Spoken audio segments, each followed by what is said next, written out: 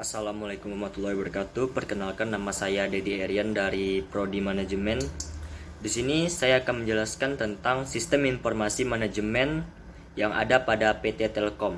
Jadi, PT Telkom adalah salah satu badan milik negara, yaitu BUMN, yang bergerak dalam bidang jasa telekomunikasi. PT Telkom juga menyediakan sarana dan jasa layanan telekomunikasi dan informasi kepada masyarakat luas sampai ke pelosok daerah di seluruh Indonesia. Kemudian ada visi dan misi PT Telkom. Visi PT Telkom yaitu menjadi perusahaan yang unggul dalam penyelenggaraan telecommunication, information, media, edutainment, dan service atau times di kawasan regional. Kemudian ada misi yaitu menyediakan layanan times yang berkualitas tinggi dengan harga yang kompetitif. Kemudian menjadi model pengelolaan korporasi terbaik di Indonesia. Setelah visi dan misi, di sini ada diagram sistem informasi. Sistem informasi dapat dibentuk menjadi diagram berbentuk piramida yang terbagi menjadi 4 bagian, yaitu yang pertama EIS atau Executive Information System, yang kedua ada DSS atau Decision Support System, yang ketiga ada MIS atau Management Information System, dan yang keempat ada TPS atau Transaction Processing System. Ya, di sini bisa kita lihat ada diagram sistem informasi. Jadi yang pertama itu ada direktur utama. Jadi direktur utama memiliki tugas antara lain mengatur perusahaan secara keseluruhan untuk kelangsungan hidup perusahaan agar dapat terus maju dan berkembang, menentukan peraturan dan kebijakan tertinggi pada perusahaan. Lalu yang kedua ada direktur per divisi. Jadi direktur per divisi ini hampir sama seperti direktur utama, tetapi memiliki ruang lingkup yang lebih kecil. Lalu ada general manager, yaitu seorang yang memiliki tanggung jawab atas kinerja dan motivasi pegawai mengurusi operasional harian perusahaan. Kemudian ada pegawai, yaitu orang yang menjalankan tugas dari perusahaan. Kemudian saya akan menjelaskan tentang Operation Support System. Jadi, sistem informasi selalu dibutuhkan untuk memproses data yang dihasilkan dan digunakan dalam operasi bisnis. Sistem pendukung operasi semacam ini menghasilkan berbagai produk informasi yang paling dapat digunakan oleh para manajer. Lalu pemrosesan lebih jauh oleh sistem informasi manajemen biasanya dibutuhkan. Peran dari sistem pendukung operasi perusahaan bisnis adalah untuk secara efisien memproses transaksi bisnis, menjadikan proses industrial, mendukung komunikasi dan kerjasama perusahaan, serta memperbaharui database perusahaan. Sistem pendukung operasi ini dibagi menjadi beberapa bagian, yaitu lalu yang pertama ada Transaction Process System atau TPS, yaitu sistem informasi lintas fungsi yang memproses data dari transaksi bisnis. Transaksi ini membantu kegiatan aktivitas bisnis pada perusahaan mulai dari penjualan, pembelian, penyimpanan, pembayaran, dan penagihan. Siklus pemrosesan transaksi meliputi entry data, pemrosesan transaksi, pemeliharaan database, pembuatan dokumen dan laporan, dan pemrosesan pemesanan. Lalu Transaction Processing System atau TPS merupakan subsistem input penting dengan pengumpulan data dari berbagai sumber guna mendapatkan profil pelanggan.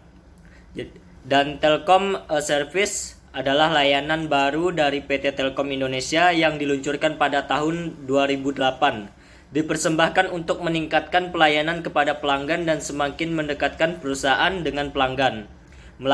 Melalui layanan ini, pelanggan akan dapat kemudahan dalam berinteraksi dengan perusahaan secara online.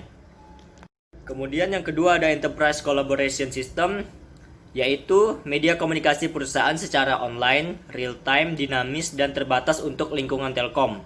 Media ini berperan sebagai media komunikasi utama yang diposisikan sebagai wahana kolaborasi dan sharing informasi dan knowledge baik antara pimpinan dan staf, antara manajemen dengan karyawan, dan antar karyawan. Intranet di Telkom merupakan salah satu sarana yang telah cukup lama dimanfaatkan dalam mendukung keseluruhan operasional bisnis.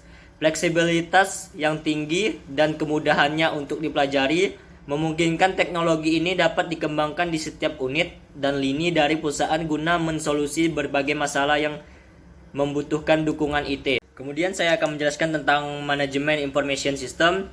Untuk memfasilitasi proses kerja seluruh karyawan, Telkom membangun infrastruktur komunikasi yang terintegrasi untuk mempermudahkan koordinasi kebijakan dan sosial strategi bisnis perusahaan antar pembuat kebijakan, pengelola SDM, dan karyawan. Infrastruktur tersebut adalah website human capital dan general affairs yang dapat diakses oleh karyawan yang ingin mengetahui berbagai kebijakan dan informasi lain terkait pengelolaan dan pengembangan SDM. Dalam PT Telkom, hampir setiap divisi atau fungsi bisnisnya menggunakan sistem informasi manajemen yang dapat mendukung berbagai kegiatan aktivitas atau proses bisnis seperti informasi pemasaran, sistem informasi akuntansi, informasi pergudangan, sistem informasi HR departemen. Berikut adalah sistem informasi manajemen berbasis web untuk manajemen sumber daya manusia di PT Telkom. Web dapat diakses melalui sra.telkom.co.id seperti digambar. Jadi, portal Telkom dapat diakses oleh seluruh pegawai Telkom, namun ada beberapa fitur yang hanya dikhususkan oleh manajer untuk dapat melakukan proses bisnis tertentu. Berikutnya saya akan menjelaskan tentang decision support system. Di era persaingan yang ketat, rencana dalam jangka menengah dan panjang tidak lagi menarik karena tuntutan supply dan demand yang selalu bergeser dalam periode yang cepat. Decision Support System atau DSS sebagai metode pengambilan keputusan yang taktis untuk pengembangan fasilitas telekomunikasi diperlukan karena perubahan kriteria dan asumsi pendukung yang juga berubah dengan sangat cepat. Jadi di dalam hal ini PT Telkom membuat suatu aplikasi yang dapat mempengaruhi untuk mempermudah PT Telkom dalam pengambilan keputusan yang cepat dan akurat yang diambil berdasarkan data dan fakta yang berada di lapangan. Jadi aplikasi yang digunakan adalah Telkom e-Service akan membantu pengambilan keputusan karena hasil yang bersifat matematis. Sebagai kesimpulan, aplikasi ini dapat membantu evaluasi pemilihan dan pengembangan suatu jaringan akses yang tepat yang akan dikembangkan PT Telkom karena Telkom e-Service berfungsi juga agar hubungan antara PT Telkom dan customer terjalin. Dengan adanya aplikasi Telkom e-Service PT Telkom dapat mengetahui saran-saran yang diberikan oleh customer untuk mengembangkan bisnisnya. Apa saja yang harus dilakukan oleh sistem manajemen PT Telkom itu sendiri, terutama saran tentang Telkom Speedy. Apakah itu melalui saluran wireless atau wireline? Dengan adanya DSS, aplikasi PT Telkom dapat cepat menanggapi keluhan-keluhan pelanggan dan pengambilan perusahaan pun akan lebih efektif dan efisien, sehingga dapat menggunakan DSS memberikan keuntungan bagi kedua belah pihak, baik dari segi PT Telkom maupun segi customer. Kemudian DSS memberikan keuntungan dari segi customer karena dengan menggunakan DSS, konsumen dapat menyampaikan keluhan-keluhan kepada PT Telkom secara langsung. Sedangkan dari segi PT Telkom itu sendiri, DSS memberi keuntungan yaitu membuat customer lebih percaya dengan PT Telkom. Dan saran-saran serta keluhan yang diberikan oleh konsumen dapat langsung ditanggapi secara tepat, sehingga PT Telkom dapat mengevaluasi kekurangan-kekurangan yang ada pada PT Telkom. Selanjutnya saya akan menjelaskan tentang spesialis processing system. Jadi sebaik apapun kebijakan dan proses yang telah dirancang tidak akan membuahkan hasil yang optimal jika manusia yang menjalankan aktivitas tersebut tidak profesional. Dalam implementasinya, pengelolaan pengetahuan di perusahaan difokuskan untuk menciptakan nilai bisnis yang menghasilkan keunggulan kompetitif yang berkesinambungan. Dengan mengoptimalkan proses penciptaan, berbagai sharing dan pemanfaatan pengetahuan yang telah menyediakan knowledge management system yang diberi nama Kampiun, yang merupakan bank data sebagai sarana bagi setiap karyawan untuk meningkatkan wawasan dan pengetahuan dengan cara mengunggah atau mengunduh melalui sistem. sehingga diharapkan dapat menjadi solusi atas beraneka ragam permasalahan pekerjaan yang pada akhirnya mendorong pertumbuhan produktivitas dan kualitas pekerjaan. Berikut adalah gambar dari aplikasi Kampiun.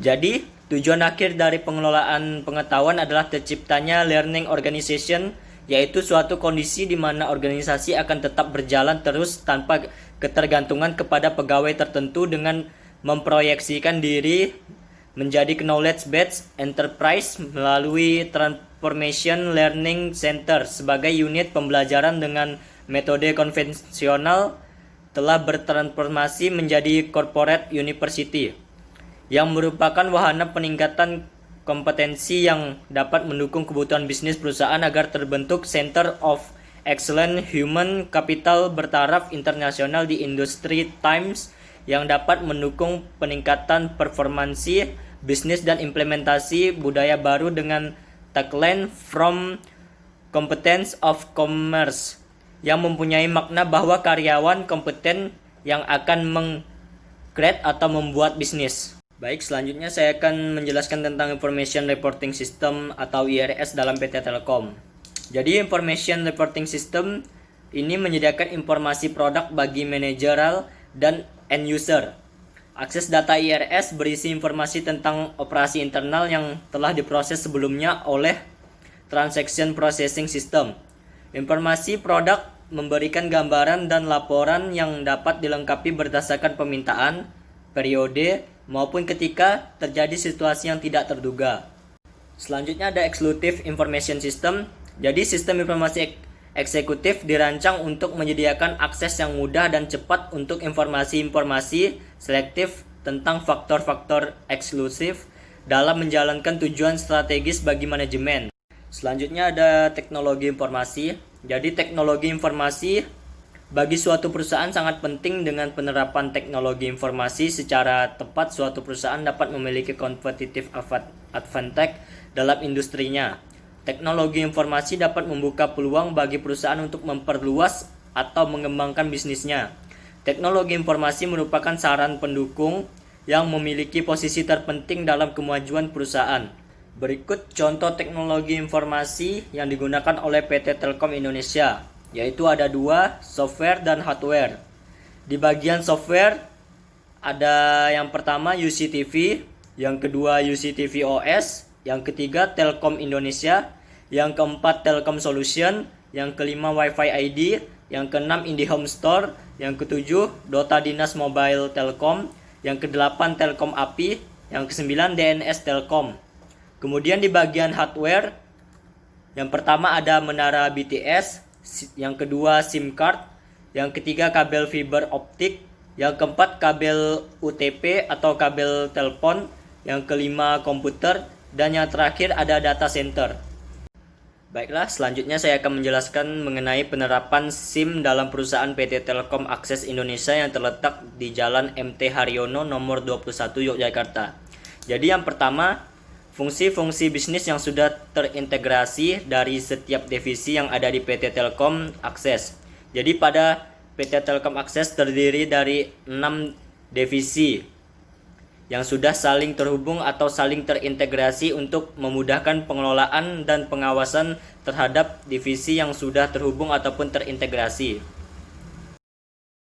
Fungsi-fungsi bisnis yang sudah diintegrasikan di Telkom Akses terdiri dari 6 divisi, yaitu yang pertama HR atau Human Resource, divisi yang menangani berbagai masalah pada ruang lingkup karyawan, pegawai, buruh, manajer, dan tenaga kerja lainnya untuk dapat menunjang aktivitas organisasi atau perusahaan demi mencapai tujuan yang telah ditentukan di PT Telkom Akses seperti nomor induk karyawan, rekrutmen karyawan, sampai dengan penggajian karyawan. Kemudian ada divisi keuangan. Jadi divisi keuangan ini dibagi menjadi 3 unit, yaitu finance, yaitu unit yang bertugas mengurus keuangan dan juga seluruh transaksi dan tagihan-tagihan di PT Telkom Akses. Kemudian ada procurement, yaitu unit yang mengurus tagihan-tagihan untuk kebutuhan setiap kegiatan dan juga proyek di PT Telkom Akses pada mitra. Kemudian ada Commerce yaitu unit yang mengurus tagihan-tagihan untuk kebutuhan setiap kegiatan dan juga proyek di PT Telkom Akses pada Telkom. Kemudian yang ketiga ada provisioning. Jadi provisioning adalah divisi yang bertugas sebagai telekomunikasi. Penyediaan melibatkan proses mempersiapkan dan melengkapi jaringan untuk kemungkinan menyediakan layanan baru bagi penggunanya. Kemudian yang keempat ada project deployment, yaitu divisi yang bertugas sebagai perancang jaringan atau arsitek jaringan dan akan mengeksekusi setiap rancangan yang sudah dibuat sesuai dengan keadaan di lapangan. Divisi ini terbagi menjadi tiga. Jadi dibagi menjadi tiga, yaitu ada PSB atau pasang baru, kemudian ada migrasi atau upgrade dari yang lama ke yang baru. Yang migrasi ini dibagi menjadi dua lagi, yaitu CCHN atau pelanggan bisnis, hotel, dan beberapa pelanggan biasa. Dan selanjutnya ada squad atau untuk gangguan ke rumah pelanggan. Kemudian ada maintenance atau service. Lalu yang kelima ada SDI atau Sustainable Development Institute, yaitu divisi yang bertugas sebagai divisi pembangunan berkelanjutan yang menangani untuk pembangunan dan perluasan jaringan di wilayah Yogyakarta. Kemudian yang keenam ada Helpdesk atau divisi yang bertugas sebagai center point di mana masalah atau isu dilaporkan dan diatur secara terurut dan diorganisasikan dari perspektif umum. Helpdesk merupakan bagian pelengkap dari sebuah fungsi pelayanan dan bertanggung jawab sebagai sumber dari pemecahan masalah atau isu lainnya. Biasanya Helpdesk melaporkan masalah atau keluhan pelanggan kepada divisi Project Deployment untuk dieksekusi. Kemudian saya akan menjelaskan fungsi-fungsi bisnis yang terintegrasi di Telkom Akses. Jadi misalnya di suatu daerah yang belum ada jaringan, Project Deployer merancang dahulu. Mereka sebagai arsitek jaringan yang survei dahulu ke lapangan. Kemudian mencari letak di mana dinamonya, di mana akinya, membutuhkan tiang yang tinggi berapa, dan lain-lain. Lalu setelah itu masuk ke provisioning, disebut juga PT3, itu untuk yang setelah dari rancangan tadi untuk dieksekusi pasang tiangnya. Kemudian lalu masuk ke SDI untuk penanaman tiangnya dan pembangunannya. Lalu kepada tim pasang baru. Setelah tiangnya sudah ada, lalu kabel akan ditarik sesuai dengan rancangan dari project deployer. Setelah itu, jaringan akan terpasang di daerah tersebut. Kemudian akan ada tim lagi dari Telkom yang menjadi marketingnya bahwa daerah tersebut sudah ada jaringan. Lalu akan masuk ke provisioning untuk pemasangan ke rumah-rumah pelanggan. Jika terjadi gangguan baik dari rumah-rumah pelanggan atau dari kabel yang putus di jalan, nantinya akan dimasukkan ke unit migrasi untuk dieksekusi sesuai dengan tingkat kerusakan atau gangguan yang terjadi. Kemudian yang ketiga saya akan menjelaskan hambatan dan manfaat fungsi bisnis PT Telkom Akses yang saling terintegrasi. Jadi tentunya pada penerapan atau integrasikan divisi pada perusahaan ada hambatan yang akan dihadapi, dan hambatan itulah yang harus dilewati dalam menjalankan proses bisnis. Bukan hanya hambatan saja yang akan diperoleh, melainkan ada manfaat juga yang akan diperoleh. Dalam sistem informasi secara keseluruhan di PT Telkom Akses terdapat 7 sistem pendukung yang saling terintegrasi, yaitu StarClick berguna sebagai saluran penyampaian informasi dari pusat PT Telkom ke Telkom Akses atau sebaliknya. Telkom membangun infrastruktur komunikasi yang terintegrasi untuk mempermudah koordinasi kebijakan dan sosial strategi bisnis perusahaan antara pembuatan kebijakan, pengelola SDM, dan karyawan. Kemudian ada Proaktif sebagai aplikasi yang menghubungkan bagian pemasangan dan konstruksi untuk memasang IndiHome yang telah dipesan oleh klien. Proaktif juga terintegrasi dengan bagian penanganan gangguan agar keluhan dari klien dapat disampaikan dengan cepat ke konstruksi agar dapat melakukan tindakan sesuai keluhan dari klien. Dengan adanya Proaktif, dapat membuat komunikasi dan konfirmasi yang disampaikan dari klien ke petugas untuk menangani masalah dengan cepat. Lalu ada My IndiHome, aplikasi yang dapat menghubungkan klien dengan Telkom Akses. Telkom Akses menginginkan agar semua masalah yang diperlukan oleh klien dapat diatasi dengan cepat. Maka dari itu adanya My IndiHome dapat membuat komunikasi antar klien dengan divisi terkait dapat terhubung dengan baik. Lalu ada taktikal, di mana aplikasi berguna untuk menghubungkan antar penanganan gangguan dengan pasang baru dengan cepat dan akurat. Kemudian ada NOSA, jadi aplikasi NOSA menghubungkan antara Telkom langsung dengan penanganan gangguan. Ini berguna untuk penyampaian ke pusat dengan cepat apa yang terjadi permasalahan dalam jaringan. Lalu kemudian ada Alista, yaitu aplikasi yang terintegrasi langsung dari gudang. Semua kebutuhan dari alat dalam melakukan pemasangan alat semuanya ada di gudang. Adanya Alista dapat membantu mempermudah pencatatan kebutuhan barang keluar dan masuk ke gudang. Kemudian yang terakhir ada HR Mista, aplikasi yang terintegrasi dengan HDR yang berguna untuk mencatat semua data-data karyawan. Dan aplikasi ini berguna sebagai memantau langsung kinerja dari setiap karyawannya. Nilai bisnis yang bisa dilihat adalah menghasilkan keunggulan kompetitif yang berkesinambungan dengan mengoptimalkan proses penciptaan, berbagi, dan pemanfaatan pengetahuan yang dibutuhkan perusahaan. Kemudian selanjutnya saya akan menjelaskan tentang manfaat dan keunggulan kompetitif dari penerapan integrasi fungsi-fungsi pada PT Telkom Akses. Jadi yang pertama ada koordinasi pada setiap divisi dan pengerjaan lebih terorganisir. Kemudian yang kedua membuat pendataan setiap divisi lebih akurat dan cepat. Yang ketiga, penyaluran komunikasi yang baik dan cepat karena seluruh bagian terhubung satu dengan lainnya. Kemudian yang keempat, memudahkan pemantauan langsung dari pusat ke setiap divisi. Yang kelima, ada database persediaan gudang dan karyawan selalu terupdate setiap terjadi perubahan. Kemudian yang keenam, mengurangi resiko pemborosan alat di gudang. Yang ketujuh, penanganan masalah internal maupun eksternal lebih cepat dan efektif. Yang kedelapan, penerimaan keluhan dan masalah dari klien yang langsung masuk ke database. Yang kesembilan, memudahkan komunikasi antar klien dengan divisi yang terkait. Selanjutnya saya akan menjelaskan tentang hambatan yang ditemui dalam integrasi fungsi-fungsi di Telkom.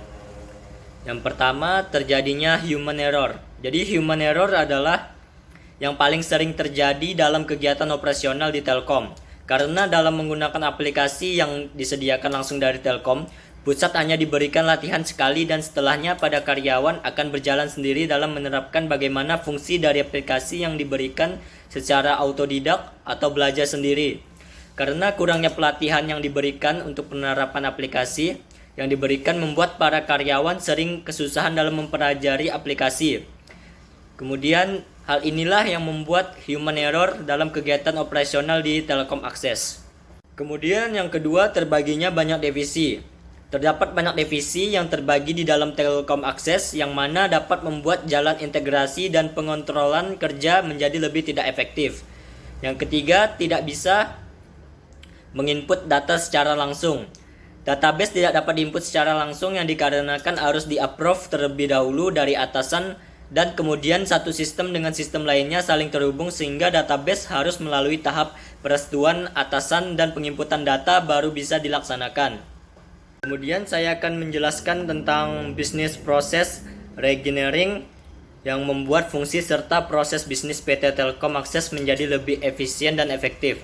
Fungsi-fungsi bisnis akan tercipta dalam pengimplementasian semua divisi. Efektivitas dan efisien juga akan tercipta. Fungsi pelaksanaan penggunaan yang kurang efisien divisi atau bagian misal penanganan gangguan terbagi dari PSB atau pemasangan khusus atau baru, migrasi, pasang lama, dan maintenance yang seharusnya bisa dikerjakan oleh satu penanganan. Kemudian kekurangan yaitu tidak ada bagian IT development.